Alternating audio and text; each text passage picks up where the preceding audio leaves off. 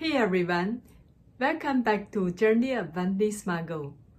In the last video, Harry risked his life to rescue Fleur's younger sister and successfully complete the second task. Let's continue the story. One day, the four champions were brought to the Quidditch pitch where construction was ongoing. The entire pitch has been transformed into a massive hedge maze, the site of the third task. Inside the maze, the champions would face magical obstacles and dangerous creatures designed to test their courage and skills. The first champion who reached the Triwizard Cup would win the tournament. On the way back to Hogwarts, Harry and the crew were discussing the task when suddenly the old man appeared and walked toward them. As he came closer, Harry recognized him. It was Barty Crouch Sr, who was disoriented and muttering wildly, "My son, my fault, Voldemort, getting stronger."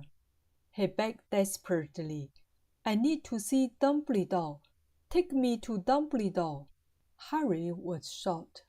He told the crew watch over Barty Crouch. He ran to Dumbledore's office. But when Harry returned with Dumbledore, they found Krum lying unconscious on the ground, and Barty Crouch Sr had vanished. Krum was later revived by Dumbledore, and believed that Barty Crouch Sr had attacked him. What happened to Barty Crouch Sr, and why did he appear here? In the previous video, we learned that Barty Crouch Sr had been kept under the Imperious curse by Voldemort for months, constantly monitored by Wormtail. But over time, Crouch Sr occasionally managed to break through the curse and regain the control of his men. One day, Barty Crouch escaped his home and wandered toward Hogwarts, trying to find Dumbledore. When Voldemort discovered that Crouch Sr had broken free, he immediately informed Barty Crouch Jr, who was disguised as Professor Moody at Hogwarts. Voldemort ordered him to finish his father. In the Marauder's map, Crouch Jr tracked his father all the way to the edge of Forbidden Forest. Wearing invisibility cloak, he attacked Krum and killed his own father. To hide the evidence, Crouch Jr buried the body on Hogwarts grounds. Few days later, the third task started.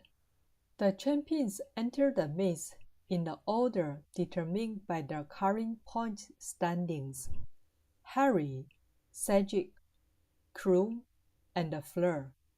Inside the maze, the champions faced a series of dangerous challenges: enchanted animals, boggart, and spells. Deep in the maze, Fleur was ambushed and eliminated. In another part of the maze, Krum encountered Cedric and cast Crucius Curse on him. Just then, Harry arrived and immediately stunned Krum, knocking him unconscious. Harry then set up red sparks so the teacher outside could come and rescue him.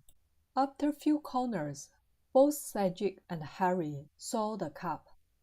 Cedric believed Harry deserved the victories, but Harry insisted they took the cup together. Unexpectedly, the cup turns out to be a portkey. The moment they touched it, it transformed them straight to the little Hunglington graveyard. They found themselves in a dark graveyard. Both of them confused, realizing immediately that something was terribly wrong. Just then, a figure appeared. accompanied by strange small creatures, Wormtail. Before they could react, a cold voice ordered, "Kill the spare." A flash of green light burst from Wormtail's wand, and Cedric was killed instantly. Harry was stunned with horror, but he had no time to process. Wormtail seized him, tied him tightly. Wormtail then used Voldemort's father's bone, Wormtail's hand, and Harry's blood to perform a dark ritual. Moments later, Voldemort rose from the cauldron, alive and whole again. He took Wormtail's wand and sent the dark mark into the sky, summoning his Death Eaters. One by one, masked Death Eater arrived, drifting out of the darkness. Lucius Malfoy was among them. Voldemort began recounting his past, how his killing curse rebounded, how he fled to Albania, and how he waited there for his loyal servant to find him. Voldemort told Wormtail, "You returned to me, not out of loyalty, but out of fear, because you had nowhere else to go." Then he gave Wormtail a silver hand, telling him, "May your loyalty never waver again." After he explaining his past, Voldemort turned to Harry. He freed Harry from the rope. Voldemort bowed mockingly, then attacked immediately with the killing curse. A beam of green light from Voldemort and a beam of red from Harry met in the mid-air. Their wands locked together. Because their wands had the same phoenix feather core, a magical phenomenon called priori incantatem occurred, forcing Voldemort's wand to reveal the spirit of those who had killed, including Cedric, the Riddle House caretaker, Bertha Jorkins, and Harry's parent. Lily and James told Harry to use the brief connection to escape back to Portkey. Cedric begged Harry to take his body back to his parent. With the spirit's help, Harry grabbed Cedric's body and sprinted to the Triwizard Cup. Harry landed in the middle of the maze stadium, clutching Cedric's body and crying out, "He's back! Voldemort's back!" Audience applauded initially, then found someone died.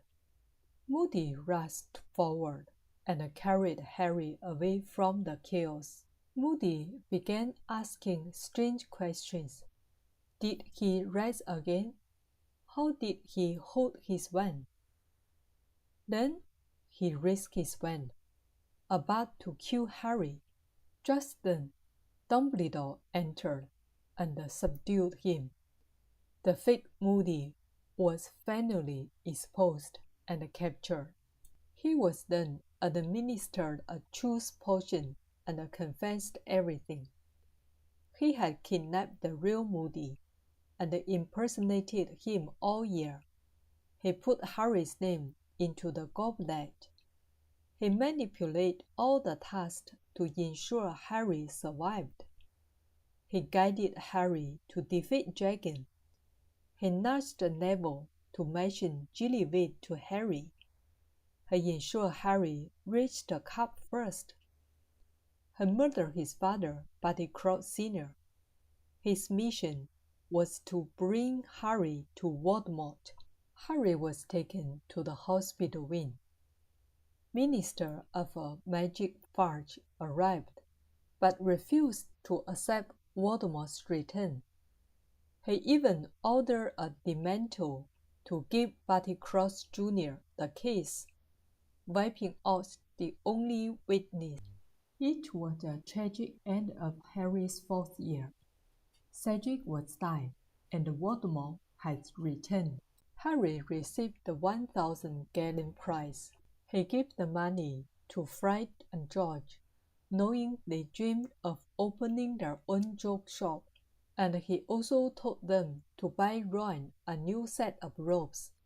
But don't tell Ron the money from him. After that, Harry took Uncle Werner's car. We have completed the Goblet of Fire. Thanks for watching, and see you in the next video.